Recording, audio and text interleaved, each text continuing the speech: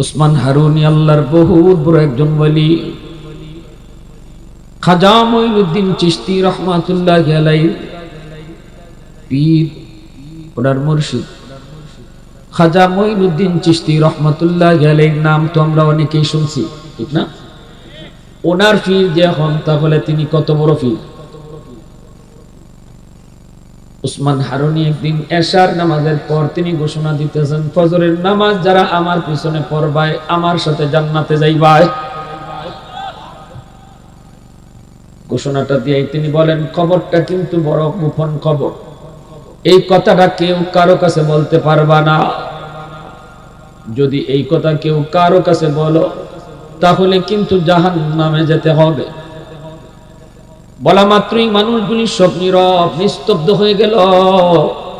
সবাই চিন্তা করলো, মনে মনে ভাবছিলাম আব্বারে গিয়া কইব, বাপে ভাবছিল পুত্রে কইব, ভাইয়ে ভাবছিল বাইরে কইব, বন্ধু ভাবছিল বন্ধুরে ডাইকা কইব ফজর উসমান হারুনির পিছনে পড়ো, তাহলে আল্লাহর তৈরি জান্নাতে যাওয়া সহজ হবে। কিন্তু যেই মাত্র উসমান হারুনি কয় না, গোপন খবর কারো কাছে বলা যাবে না, সাথে সাথে সবাই আবার নীরব হয়ে গেল। না না, কারো কাছে বলা যাবে না। বাপ ছেলের কাছে ঘুমাইছে, ছেলেরে কিছু কয় না, অথচ বাপে জানে ফজর পড়লে উসমান হারুনির পিছনে নামাজ আল্লাহর তৈরি জান্নাতে যাওয়া যাবে। ছেলে ঘুমাইছে বাপের কাছে, বাপরে কিছু কয় না। বন্ধু বন্ধুর কাছে ঘুমাইল, কিন্তু বন্ধুরে কিছু কয় না। এমনি ভাবে কেউ কাউরে কিছু কয় না। ফজরের নামাজের সময় হাজির হলো। উসমান হারুনি তাকায় দেখেন, এশার জামাতে যেই পরিমাণ মানুষ ছিল, ফজরের জামাতে ডাবলের ডাবল, ডাবলের ডাবল। মসজিদ ভরা, বারান্দা ভরা, মাঠ ভরা মানুষ আর মানুষ। আল্লাহর ওলি উসমান হারুনি কয়, এ এশার নামাজ কারা কারা পড়ছো হাত উঠাও। সবাই যারা হাত নামাজ পড়ছে তারা হাত উঠাইলো। যারা নামাজ পড়ে নাই এশার, এরা তো হাত উঠাইছে না, খালি ফজর হইছে। বেশিরভাগ মানুষ হলো শুধু ফজরে আইছে। এইবার উসমান হারুনি বুঝে গেছেন এই মানুষগুলার কেউ না কেউ খবর দিছে, ঠিক না নি? এই মানুষগুলার কেউ না কেউ খবর দিয়েছে। এইবার উসমান হারুনি কয়, এশার নামাজ যারা তোমরা আমার পিছনে পড়ছো, আমি একটা কথা কইছিলাম, কথাটা তোমাদের মনে আসেনি? কোন কথা? আমার পিছনে ফজর পড়লে জান্নাতে যাবা। হ হুজুর, আমরা এটা শুনছি। আরেকটা কথা শুনছিলানি, এই কথা কারো কাছে কোন যাইব না, কাউকে বলা যাবে না, বললে কিন্তু জাহান্নামে যেতে হবে। এই কথা শুনছনি? কই হুজুর, এটাও শুনছি। তাহলে এই মানুষগুলারে কে কইছে? এতগুলা মানুষ, মসজিদ ভরপুর মুসল্লি, বারান্দা মাঠ ঘাট সব ভরা, এই মানুষগুলারে কে জানাইলো? তাড়াতাড়ি কও, জানাইলে তো জাহান্নামে যাওয়া লাগবে, এটা ভালো করেই জানো। কে কামটা করছো তাড়াতাড়ি কও। এমনি একজন ওইটা কয়, হুজুর খুদার কসম আমি কইছি না। আব্বার দ্বারা ঘুমাইছি, আব্বারে কইছি না। আরেকজনে কয়, হুজুর খুদার কসম কসম আমি কইছি না। ফুতের দ্বারা ঘুমাইছি, ফুতরে কই নাই। বাইর দ্বারা ঘুমাইছি, বাইরে কই নাই। বন্ধুর দ্বারা ঘুমাইছি, আমি বন্ধুরে কই নাই। সবাই শুধু কয় কই নাই, কই নাই, কই নাই। আমি কইছি না, আমি কইছি না, আমি কইছি না। কিন্তু একজন মানুষ মাথাটা নিচের দিকে দিয়ে বসা, কোনো কথা বলেন না, চুপচাপ বসে আছেন। উসমান হারুনি কয়, মিয়া তুমি মাথা তুলো, তুমি কিছু বলো। সবাই তো বলতেছে বলে নাই, বলে নাই। তাহলে কি তুমি কইছো? তুমি তো হাও কও না, নাও কও না। ইনি উঠে কয়, মাথাটা তুই না কয়, উস্তাদজি উস্তাদজি উস্তাদজি, বেয়াদবি মাফ করবেন। এই মানুষগুলারে সারা রাত জায়গা জায়গা আমি তাদেরকে জানাইছি।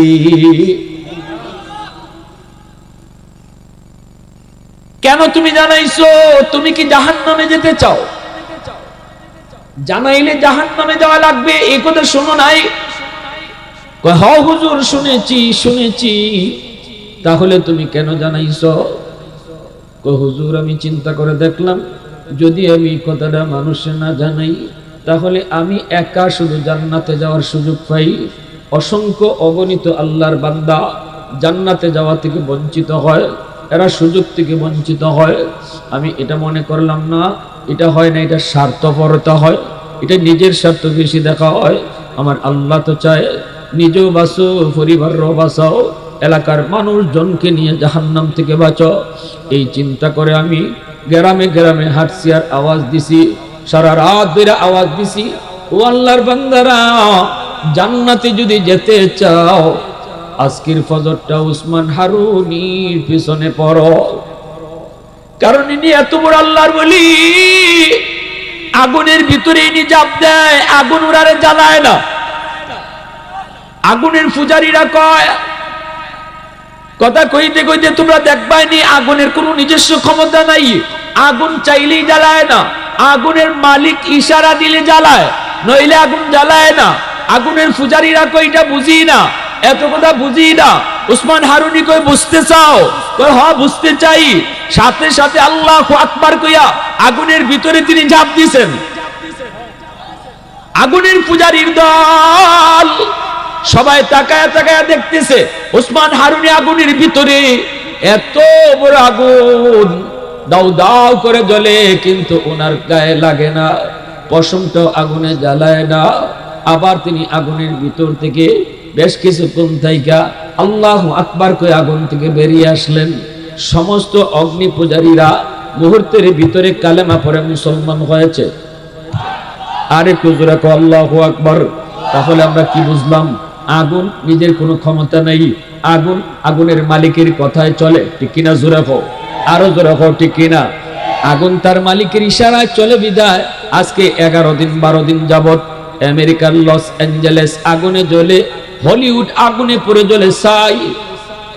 তাম পৃথিবীর প্রযুক্তির লাইনে দ্বারা চ্যালেঞ্জ করে আমেরিকা, পৃথিবীর কোন শক্তি যাদের সামনে হাজির হতে পারে না, যারা আল্লাহর শক্তির সামনে অনেক সময় বাহাদুরি দেখায়, সেই আমেরিকা আজকে অত্যাধুনিক সমস্ত প্রযুক্তি নিয়ে এক আগুনের সামনে অসহায় হয়ে দাঁড়ায় আছে। শুধু দেখা ছাড়া কোনো উপায় নেই। পুরা শহরকে শহর জ্বালায় দিতেছে। লস অ্যাঞ্জেলেস আগুনে জ্বলতেছে। পৃথিবীর সবচেয়ে দামি এলাকা, পৃথিবীর সবচেয়ে মূল্যবান এলাকা, দামি দামি ধনী ধনী লোকরা যেখানে থাকে, হলিউডের নায়ক নায়িকা যেখানে থাকে, রঙ্গমঞ্চ দিনরাত যেখানে তৈরি হয়, পাপের রাজ্য আমেরিকার, সেই পাপের রাজ্যের নাম হলো লস অ্যাঞ্জেলেস। হলিউড আজকে আগুনে জ্বলতেছে। লক্ষ লক্ষ হেলিকপ্টার দিয়ে পানি দেয়, লক্ষ লক্ষ ফায়ার সার্ভিস দিয়ে পানি দেয়, কিন্তু দেখা যায় পানি দিলে আগুন নিবে, কিন্তু লস অ্যাঞ্জেলেসের আগুন পানি দিলে আরো বাড়ে। দুনিয়ার আগুন পানি দিলে নিবে, আর আল্লাহর আদেশে যেটা জ্বলে এটারে পানি দিলে আরো জ্বলে। ঠিক কিনা? জোরে খাও, আরো জোরে, ঠিক কিনা? পাশেই সাগর, সাগর, সাগরের পানি দিতে দিতে আরেক রাজ্যে, সাগরের আরেক রাজ্যে পানি শর্ট পড়ে যেতেছে। এরপরও আগুনের কোনো কুল কিনারা পায় না। তাহলে বোঝা গেল আগুনের নিজস্ব কোনো ক্ষমতা নাই, ক্ষমতা হলো মালিকের। মালিক যদি কয় আগুনে জ্বালায়, মালিক যদি না কয় জ্বালায় না। এজন্যই তো ইব্রাহিম খলিল জ্বলে নাই, মুসা কালিমুল্লাহ জ্বলে নাই। আল্লাহু আকবার, জোরে কও, আরো জোরে আল্লাহু আকবার। প্রশংসা করব কার? আরো জোরে কার? वहदत की हिफाजत नहीं बेकुव्वत बाजू, वहदत की हिफाजत नहीं बेकुव्वत बाजू, आती नहीं कुछ का बिहाकल खुदा दाद, आती नहीं कुछ का बिहाकल खुदा दाद। ऐ मर्द खुदा तुझको कुव्वत नहीं हासिल, जा बैठ किसी गार में अल्लाह का करिया, ये सच है कि बातिल की तरफदार नहीं हम, गद्दार न समझो हमें गद्दार नहीं। हाँ, फूलों की तरह नरम मिजाज अपना है नजर, हम तीर नहीं नेज़ा व तलवार नहीं। हाँ, मुसलमाনের আওয়াজে বলি আল্লাহু আকবার। তাহলে বোঝা গেল আগুন কার হুকুমে চলে। উসমান হারুনি বলতেছেন, মিয়া তুমি কইছো? কহ হুজুর, গোটা এলাকা জুইরা আমি জানাইছি আওয়াজ আমি পৌঁছাইছি, ঘরে ঘরে আওয়াজ দিছি তাড়াতাড়ি ফজর উসমান হারুনির পিছনে পড়ো, কারণ আমি মঈনুদ্দিন জানি উসমান হারুনি কেডা। আল্লাহু আকবার, জোরে কও। সবাই না জানলো মঈনুদ্দিন চিশতি জানবে না, মানিকে মানিক চিনে, রতকে রতন চিনে, ঠিক কিনা? আরো জোরে, ঠিক কিনা? অলি অলি রে চিনে। উসমান হারুনি জানে মঈনুদ্দিন চিশতি কেডা, আর মঈনুদ্দিন চিশতি জানে উসমান হারুনি কেডা। উসমান হারুনি তার ছাত্র মঈনুদ্দিন চিশতিকে কয়, মঈনুদ্দিন কে জানাইছে? তিনি বলতেছে, হুজুর আমি জানাইছি। তাহলে কি তুমি জাহান্নামে যেতে খুব ইচ্ছুক? জাহান্নাম তোমার খুব পছন্দ? এটা জানাইলে তো জাহান্নামে যেতে হয়। এইবার তিনি বলতেছেন, উস্তাদজি আমি চিন্তা করে দেখলাম, আমি না জানাইলে হাজার হাজার আল্লাহর বান্দা জান্নাত থেকে বঞ্চিত হয়, আমি একা শুধু জান্নাতে যাই। আর যদি আমি মানুষকে জানাই, হাজার হাজার বান্দা জান্নাতে যাওয়ার সুযোগ পায়। আর এই কারণে আমি একা জাহান্নামে যাই। জাহান্নামে যাইতেছি আমি একা, সুযোগ পাইতেছে জান্নাতে যাওয়ার হাজারো বান্দা। আল্লাহ তার হাজারো বান্দারে জান্নাতে পায়া আমি মঈনুদ্দিনকে একা জাহান্নামে দিয়া যদি আল্লাহ খুশি থাকে, আমিও খুশি। আল্লাহু আকবার, জোরে কও। আরেকটু জোরে কও, আল্লাহু আকবার। এই কথা বলতে উসমান হারুনি দৌড় দিয়া বুকে টান দিয়া লইছে, আয় বাবা আয় বুকে আয়। আমিও পরীক্ষা করতেছিলাম কে একা জান্নাতে যাইতো আর কে এলাকার মানুষে লইয়া জান্নাতে যাইতো। এটা পরীক্ষা করার লাগি একটা আমল দিছিলাম, সবাই ফেল করছে, তুমি পাস করছো। আয় বাবা আয়, আমার বুকে আয়। আমি অসুস্থ হয়ে গেছি, অল্প দিনের ভিতরে হয়তো আল্লাহর ডাকে সাড়া দিব। আমার মাথায় একটা বহুত বড় মুকুট, এই মুকুটটা আমি কারে দিয়ে যাইমু? বিলায়তের মুকুট কারে বুঝায় যাইমু? মানুষ খুঁজতেছিলাম বাবা মঈনুদ্দিন। আমার তখনই চিন্তা হইছে, তোমার মাথায় আমি মুকুটটা পরায়া গেলাম। অলিদের অলি, অলিদের সরদার, সুলতানুল আরিফিন খাজা মঈনুদ্দিন চিশতি রহমাতুল্লাহি আলাইহি। এই আমলটাই আজকে আপনাদের যুবকরা করছে। খারাপ করছে না ভালো করছে? জোরে খাও। এটা বুঝলে সামনের দিনগুলাতে যুবকরা সাথে সব সময় ভালো কাজে উৎসাহ দিয়ে রাখেন। আজকে তো গেছি গে, অন্তত আগামী দিনগুলাতে যুবকদেরকে সব সময় ভালো কাজে উৎসাহ দিয়ে রাখবে, ঠিক না? নি কারা কারা রাজি আছেন একটু হাত উঠে আল্লাহরে দেখা। আল্লাহ তুমি কবুল করো, সবাই বলি আমিন, আরো জোরে বলি আমিন। আমার ভাইরা বন্ধুরা, যুবক মূসা আলাইহিস সালাম একদিন আল্লাহকে বলেন, মালিক আমি তো তোর পাহাড়ে তোমার লগে কথা কই, কিন্তু আমি সারা আর কারো লগে তুমি কথা কইবাইনি। রব্বি তুকাল্লিমু মাই হাল তুকাল্লিমু আহাদান গায়রি। আল্লাহ পাক তখন বলেন, মূসা তুমি তো আমার লগে কথা বলো, অথচ তোমার মাঝে আমার মাঝে পর্দা আছে। কিন্তু সায়াতি উম্মাতুন, ওদের ভবিষ্যতে একদল উম্মত জমিনে আসবে রে মূসা, যারা আমার সাথে কথা বলবে অথচ আমার মাঝে তাদের মাঝে কোনো পর্দা থাকবে না। লাইসা বাইনি ওয়া বাইনাহুম হিজাব। মূসা কালিমুল্লাহ কয়, মালিক এরা কোন উম্মত? আল্লাহ বলে, উম্মতে মুহাম্মদ, এরা আমার বন্ধু মুহাম্মাদুর রাসূলুল্লাহর উম্মত। মূসা নবী কয়, মালিক আমি তো তোমার লগে কথা বলি তোর পাহাড়ে আইসা, ওই উম্মত কোন ফারগে কথা কইব? আল্লাহ কয়, না না, এরা কোন পাহাড় পর্বতে গিয়া কথা কইতো না, এরা নামাজে দাঁড়াইলেই আমার লগে কথা কইব। এজন্যই রাসূল কয়, মুসাল্লি ইউনাদি রাব্বাহ, নামাজি আল্লাহর সাথে কথা কয়। নামাজি কার লগে কথা কয়? আরো জোরে বলো, কার লগে কথা কয়? আল্লাহর লগে কথা কয়। এইবার আল্লাহর নবী মূসা কালিমুল্লাহ আল্লাহকে প্রশ্ন করে, মালিক বুঝলাম তো নামাজি তোমার লগে কথা কইব, কিন্তু তুমি কেমনে তার লগে কথা কইবা? আল্লাহ কয়, যখন তারা কোরআন তেলাওয়াত করব তখন আমি তার লগে কথা কইব। নামাজি আল্লাহর লগে কথা কয়, আর কোরআন তেলাওয়াতকারীর লগে আল্লাহ নিজে কথা কয়। এজন্য আল্লাহ বলেছে আমি কোরআন নাজিল করেছি তোমাদের জন্য শিফা বানাইয়া, কোরআন নাজিল করেছি তোমাদের জন্য রহমত বানাইয়া।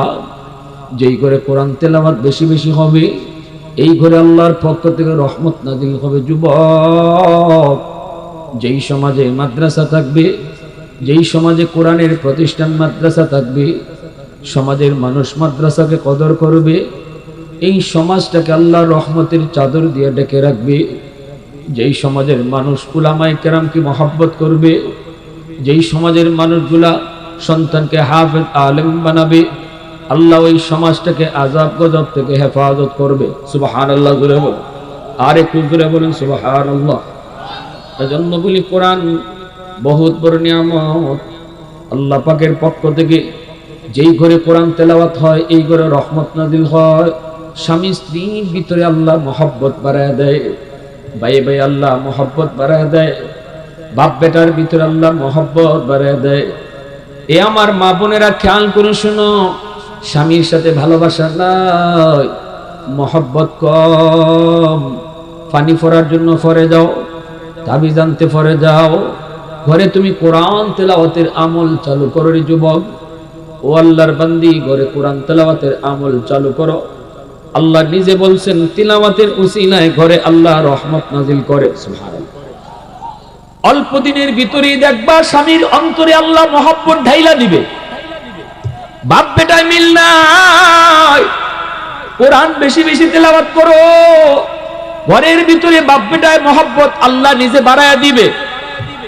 ভাইয়ে ভাইয়ে মিল নাই, তাবিজ আনতে ফরে যাও, পানি ফোনা আনতে ফরে যাও, আগে তেলাওয়াতের আমল করো। আজকে মুসলমানের ঘরে কোরআন তেলাওয়াত নাই। এক সময় মুসলমানের ঘর থেকে ফজরের পর সুমধুর কণ্ঠে কোরআন তেলাওয়াতের আওয়াজ শোনা যাইত। ফজরের পর মুসলমানের ঘর থেকে তেলাওয়াতের আওয়াজ, মা বোনেরা রীতিমতো রেগুলার তেলাওয়াত করত। কিন্তু আজকে কি হয়ে গেল? হাই, কি হয়ে গেল?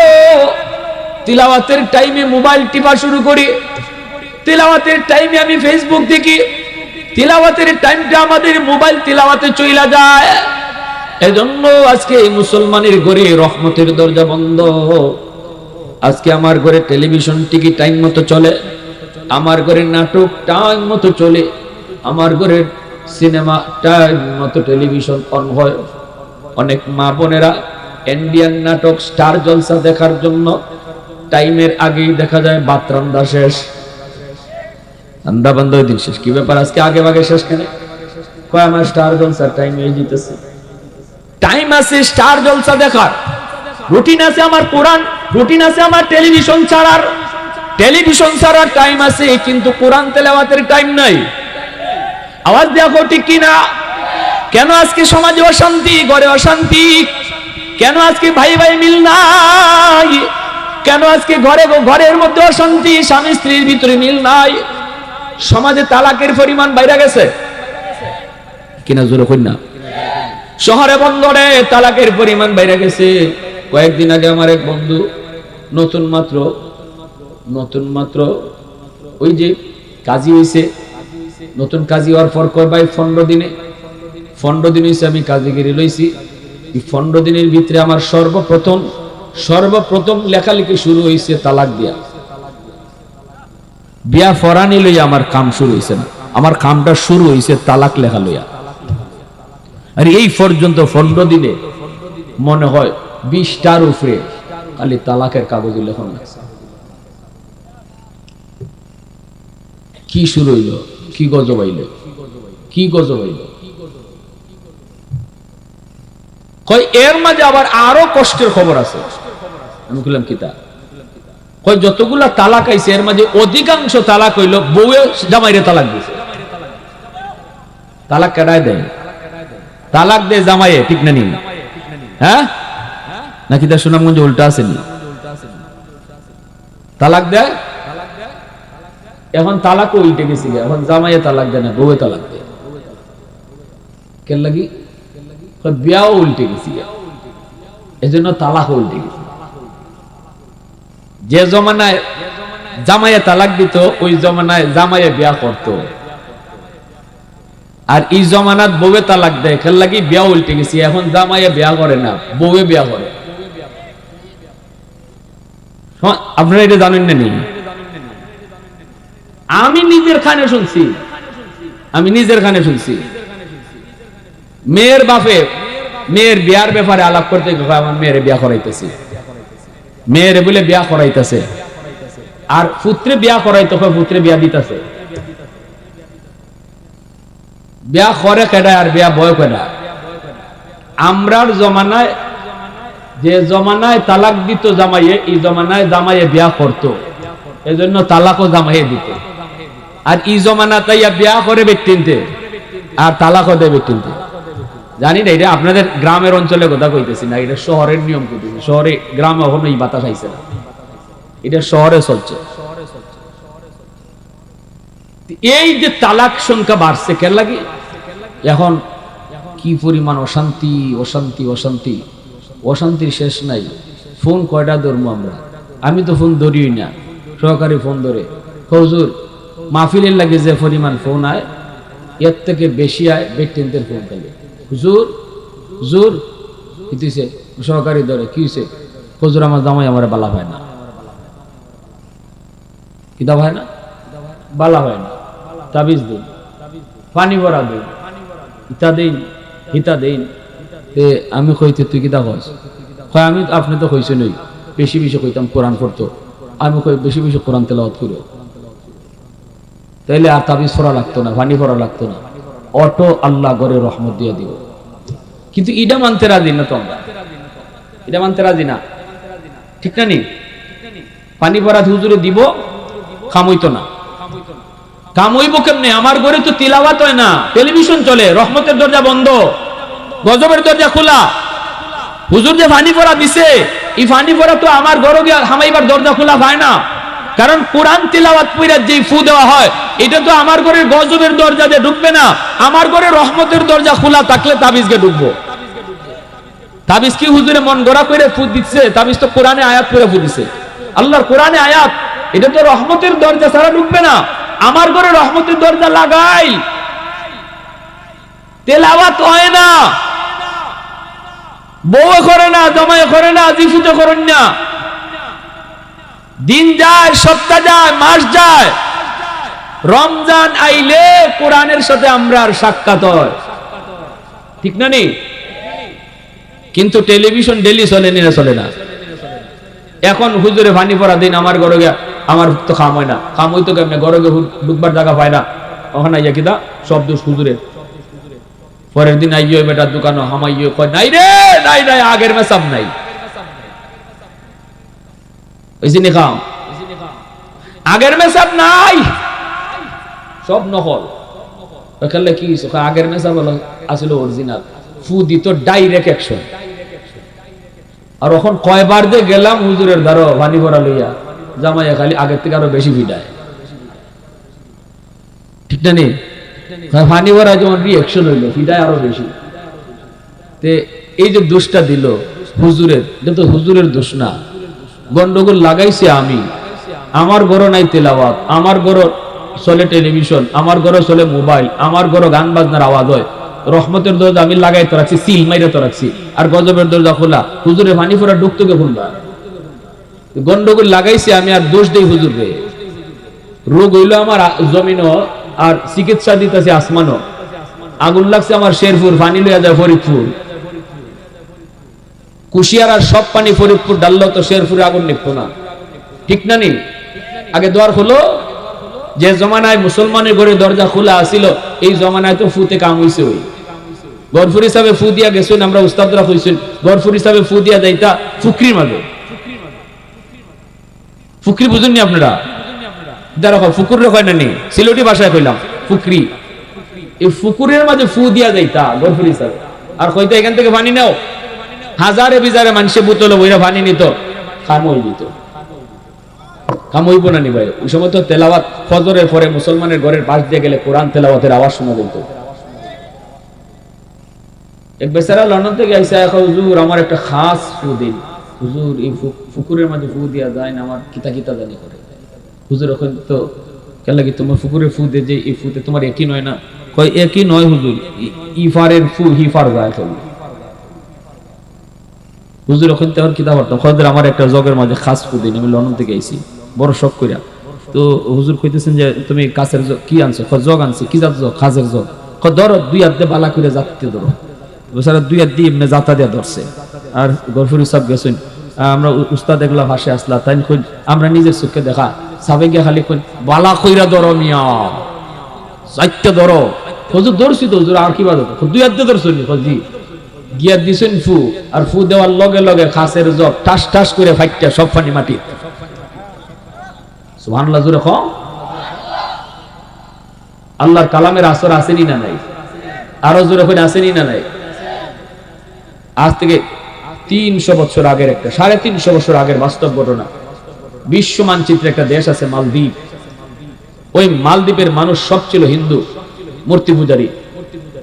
পাশের সাগরে সৌদি আরবের জাহাজ ডুবে গেছে, সব যাত্রী মারা গেছে। একজন হাফেজে কোরআন, হাফেজ আবুল বারাকাত, সে আল্লাহ তারে কুদরতে বাঁচায় রাখছে।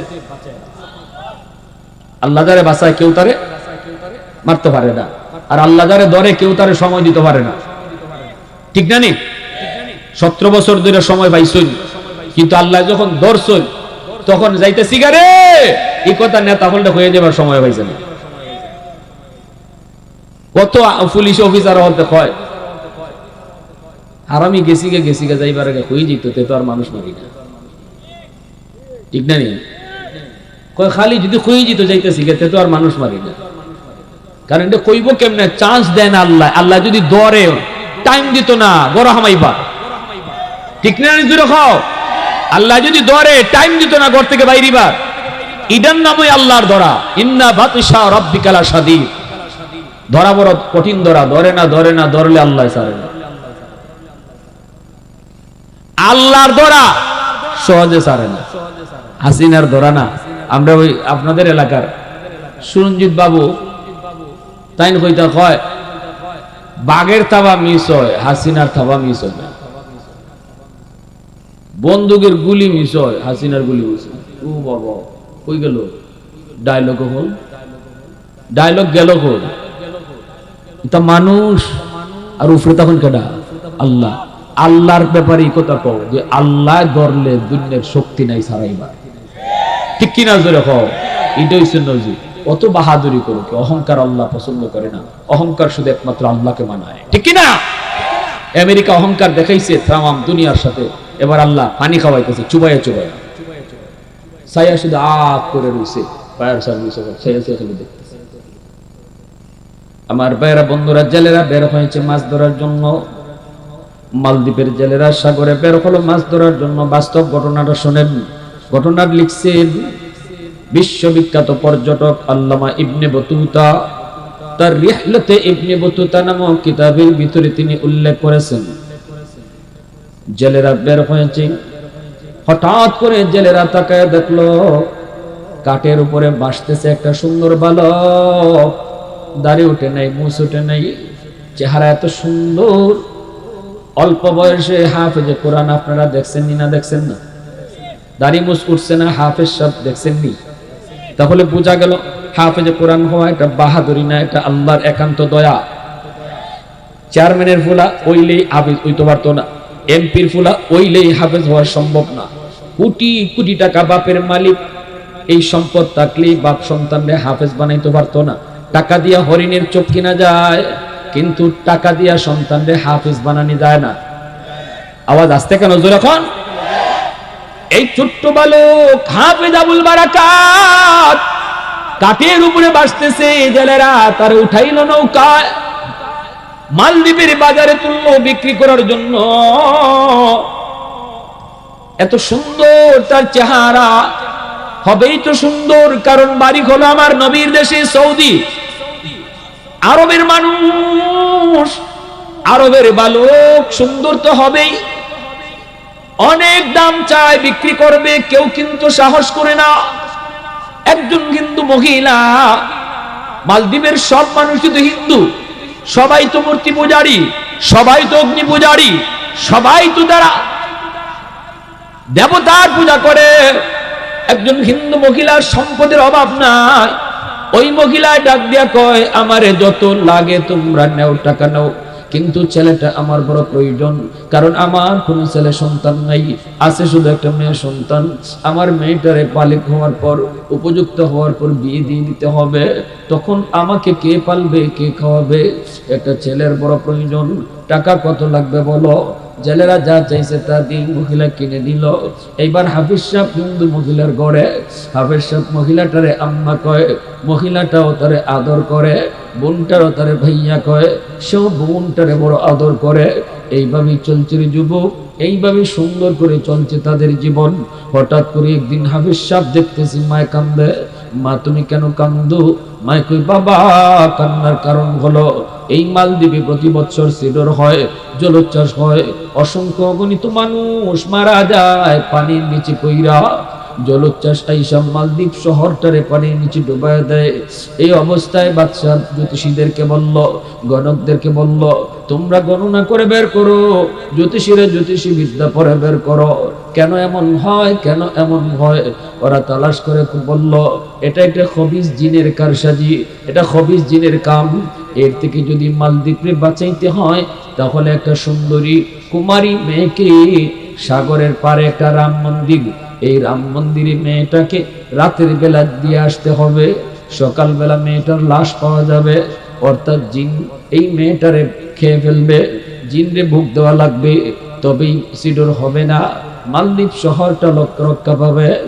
এ বাবা যুবক, এ বাবা সন্তান, বাবা শোনো বাবা, প্রতি বছর লটারি দেওয়া হয় সুন্দরী মেয়েদের। এই বছর লটারিতে আমার মেয়েটার নাম উঠে গেছে। কিছুক্ষণ পরই সরকারি সৈন্যরা আমার দরজার পাশে আসবে, আইসেই তারা জোর করে আমার মেয়েটাকে নিয়ে নিবে। বাবা বল বল বল, এত মায়া করে যেই মেয়েটাকে বড় করে না, এত আদর, আজকে আমার মেয়েটা চোখের সামনে সে মৃত্যুর ঘাটে যাবে, আমি মা সেটা কেমনে সহ্য করব, কেমনে সেটা সহ্য করবো রে বাজান, এজন্য আমি কাঁদতেছি। হাফিজ সাহেব কই, মা টেনশন করো না, টেনশন করো না, আমি এর সমাধান দিব, আমি এর সলিউশন দিব গো মা, আমার বোনটার কোনো ক্ষতি হতে আমি দেব না, আবার সিডরও হবে না, এই জিনেও কোনো ক্ষতি করতে পারবে না। মা তুমি কোনো টেনশন করো না, আমার বোনটারে নানার বাড়িতে পাঠিয়ে দাও, আর বোনের জামা কাপড় পরাইয়া আমাকে মেয়ে লোক বানাইয়া পালনের মধ্যে তুমি বসায় রাখো, আমার দাড়ি নাই মুছ নাই, আমাকে বোঝা যাবে না আমি আজ একটা ছেলে, আমাকে মেয়ে লোকের পোশাক পরালে আমাকে মেয়েই মনে হবে, ওরা আমাকে মেয়ে মনে মনে করে, ওরা আমাকে রাম মন্দিরে রেখে দিক, এরপরে আমি বুঝবো আর জিনে বুঝবো। আল্লাহু আকবার, আল্লাহু আকবার, আর জোরে আল্লাহু আকবার। এই কথা বলা মাত্রই মহিলা কয়, বাবা না না, আমি তোমাকে হারাতে পারবো না রে বাবা। হাফেজ সাহেব কয়, মা গো কোনো টেনশন তুমি করবা না গো মা, আমার কোনো ক্ষতি হবে না, আমার কোনো ক্ষতি হবে না। কয় না বাবা। হাফেজ সাহেব কয়, মা তুমি জানো না আমার সিনার ভিতরে কি আছে? ওই জিনের যে শক্তি, সিডরের যে শক্তি, এর যে হাজার হাজার গুণ পাওয়ার আল্লাহ আমার সিনার ভিতরে রাখছে। এই শক্তির নাম হলো 30 পারা কুরআন। 30 পারা কুরআন আমার সিনার ভিতরে। মা টেনশন তুমি করবা না, কোনো ভয় তুমি করবা না, যা বলছি বোনটারে নানার বাড়ি পাঠায় দাও। এই বইলে বোনের জামা কাপড় পইরা সে বইসে রইছে। সন্ধ্যা হতেই সরকারি ফৌজেরা আইসি দরজায় নক করলো। দরজায় নক করতেই মহিলা দরজা খুললো। মহিলা তো দেখেই কয়, রাম রাম রাম। হাফেজ সাহেব কয়, মা গো রাম কইও না, রামে কাম হইতো না। ঠিক না? ভিতরে ঢুকে ওরা দেখে এত সুন্দর একটা মেয়ে। সরকারি সৈন্যরা কয়, কি অত সুন্দর মালদ্বীপের মেয়ে, চেহারা তো মালদ্বীপের মতো ওই তো না, চেহারা তো আরবের। ঠিক না? এইবার কয়, এত সুন্দর মেয়ে, এত সুন্দর মেয়ে, আপনারা বলুন দেখি মেয়ে না ছেলে? পিছনে বাইরে রাখো, মেয়ে না ছেলে? হাফেজ সাহেবরে যখন নিয়ে যাবে, হাফেজ সাহেব কয়, না আমাকে তোমরা ধরতে হবে না, আমি নিজেই যাব। চলো চলতে শুরু করলো, মন্দিরে নিয়ে রাখলো। এরপরে ওরা মন্দিরে রেখে চলে আসলো। এইবার মন্দিরে ঢুইকা হাফেজে কোরআন সে মেয়েলুকের পোশাক ফেলে দিল, ছিল তার পোশাক, হাতে ছিল জায়নামাজ, মন্দিরের ভিতরে এসে জায়নামাজ বিছায়া দিল। আল্লাহর কদমে সাজদায় পড়ে কই, মালিক আজ প্রমাণ হবে গো মালিক, জিনের পাওয়ার বেশি নাকি তোমার কোরআনের পাওয়ার বেশি। মালিক আজকে প্রমাণ হবে সাগরের পানির পাওয়ার বেশি নাকি তোমার কালামের পাওয়ার বেশি। আল্লাহু আকবার, জোরে কও, আরো জোরে কও আল্লাহু আকবার। এই কথা বলা মাত্রই চলো চলে গেল। এখন তো সে তাকায় দেখি মালদ্বীপের সাগর থেকে পানি উঠতেছে পাহাড়ের মতো উঁচু হইয়া, উপরে আগুন, পাহাড়ের মতো পানি উঁচু হইয়া, পানির উপরে আগুন। এই আগুনটা মালদ্বীপের দিকে আসতেছে, মালদ্বীপের দিকে আসতেছে। পানির মধ্যে কিন্তু আগুন তৈরি হয়, পানির মধ্যে আগুন, আগুন কারেন্ট তৈরি হয় কোত্থেকে? পানি থেকে কারেন্ট তৈরি হয়, পানি, কারেন্ট তো একটা আগুন। তাহলে পানির খুব স্পিড, পানি যখন খুব বেশি ধাক্কা লাগে তখন এই পানির ধাক্কায় আগুন তৈরি হয়। উপরে আগুন, উপরে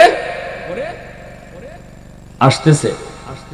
এইদিকে হাফেজ সাহেব মন্দির থেকে আল্লাহর কোরআনের সূরা ইয়াসিন তিলাওয়াত শুরু করলো। কোরআনের ইয়াসিন, কলবুল কোরআন, কোরআনের কলব, কোরআনের হৃৎপিণ্ড। সূরা ইয়াসিন, ইয়াসিন কইরা ফু দিল, সাথে সাথে আল্লাহ পাক ইয়াসিন সূরাটাকে আল্লাহ পাক অ্যাটম বোমা বানায় দিছে। পাহাড়ের মতো উঁচু পানি, ওই পানি যখন আক্রমণ করবে সূরা ইয়াসিন যাইয়া ওই পানিকে আঘাত করলো। মুহূর্তের ভিতরে পানি আবার সাগরে দেবে গেল, মুহূর্তের ভিতরে পানি সাগরে দেবে গেল। সিডুর পরাজিত হলো, জিন্নাত পরাজিত হলো, আল্লাহর কোরআন জয়ী হলো। আল্লাহু আকবার, জোরে কও। আল্লাহর কোরআন জয়ী হলো। সর্বকালে, সর্বসময়ে, সর্ব অবস্থায় আল্লাহর কালাম জয়ী হয়, ঠিক কিনা জোরে বলো। কেউ যদি আল্লাহর কোরআনের সাথে বিরোধিতা করতে চায়, কেউ যদি কোরআনের বিরুদ্ধে দাঁড়াতে চায়, সে যেন নিজের কপাল নিজের মাথা দিয়া ওয়াল ভাঙবার চেষ্টা করে। মাথা দিয়া ওয়াল ভাঙতে গেলে ওয়ালের কোনো ক্ষতি হয় না, কিন্তু মাথার খবর আছে, ঠিক কিনা জোরে কও। মুহূর্তের ভিতরে পানি আবার পানি হয়ে গেল। সকালবেলা সরকারি ফৌজেরা আসলো লাশ নেওয়ার জন্য। আয়েশা দেখে মন্দিরে বসে বসে একজন হাফেজ সাহেব কোরআন তেলাওয়াত করে। সরকারি ফৌজেরা কই, কি ব্যাপার, লাশ কই, মেয়ের লাশটা কই, তুমি কোত্থেকে আইছো, তুমি কেডা? হাফেজ সাহেব কয়, আমি আইছি কোত্থেকে, পরে কই মনে সাউকারে, কয় রাত্রে যে একটা মেয়ে লোক এখানে রেখে গেলাম, মেয়ে মানুষ, এই মেয়ে মানুষের লাশটা কই? হাফেজ সাহেব মুসকে আসি কয়, বলাদের দল, তোরা তো আমারই রেখে গেছ। আমরা রাখলাম তো মেয়ে মানুষ, তুমি তো ছেলে দেখা যায়। আরে আহমক, আমি আমার বইনের কাপড় ধরে মেয়ে লোক সাজে বসিলাম, তোমরা আমারই মেয়ে মানুষ মনে করে লই।